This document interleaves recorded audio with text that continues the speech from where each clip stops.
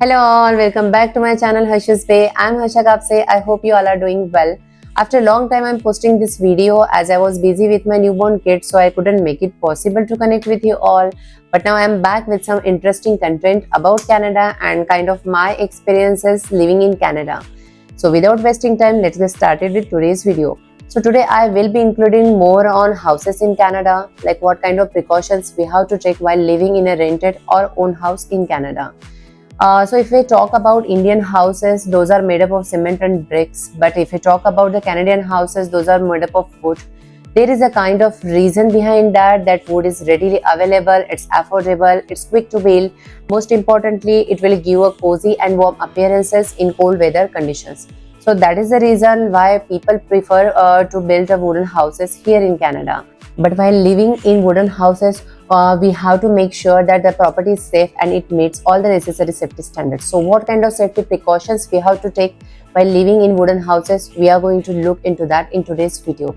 But before proceeding, if you haven't yet subscribed to my YouTube channel, please consider doing that and please press bell icon so that you will receive updates on my upcoming videos. So let's see the list of safety precautions we have to take. So first and most important thing is smoke and carbon monoxide detector. So smoke detector is a fire detection device that senses a smoke especially where there is a fire, and you should make sure that the smoke detector is working fine in the apartment. Along with that, carbon monoxide detector should be working fine. You have to make sure that especially if the house is equipped with the gas appliances. So second thing is fire safety. You have to verify that there are fire extinguishers in the key areas like in the kitchen and in nearby fireplaces, and you have to familiarize yourself with the fire escape routes in the apartment or in the house. The third safety precaution is heating and ventilation. So because of cold weather outside, so they have heating system in the house. So you have to make sure that heating system is working fine. And the most important thing is ventilation. You have to check the ventilation is working fine in kitchen areas, in mainly bathroom areas. So if we talk about the next safety precaution, so that is a kind of water and plumbing.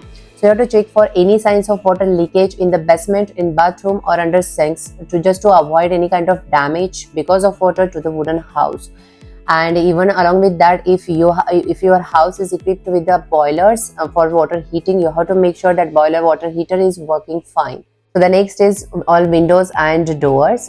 So here in the apartment they have big windows, so it can be risky sometimes, especially in the houses where there are children. So you have to make sure that there are secure locks for the windows, and also they can be opened easily from inside. So next we will talk about the fire sprinkler safety standards. So most of the houses and apartments have this fire sprinkler.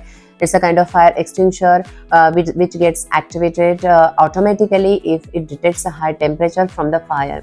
So I would like to tell you one thing about the fire sprinkler. Like here in Canadian houses, we don't find any kind of hooks on the wall to hang anything. So most of the time people use the sprinkler as a kind of hanger, but I would really like to suggest please avoid doing that, because it may lead to any kind of damage to your house, and how it's going to be a damage to your house I will mention that in the next video.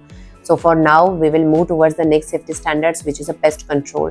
So you have to check for any kind of pest, like any kind of damage caused by any insects or rodents in the house. If you found like that, then you can always contact with your landlord and ask for the pest control. So last but not the least, safety standard is an emergency contact. So you should make sure that you have all the contact information about your landlord and property manager in case of any emergencies. And of course, you should familiarize yourself with the local emergency services such as the police department, such as fire department, such as hospitals. By taking these safety precautions, you can help ensure that your house in Canada is safe and comfortable place to live. So that's it for today's video. I hope my video will be helpful for you. If you have any kind of suggestions or concerns about any kind of information, you can always drop me a message in the comment box. And thank you very much for watching today's video. I will see you in the next video with the next topic. So till the time, bye bye.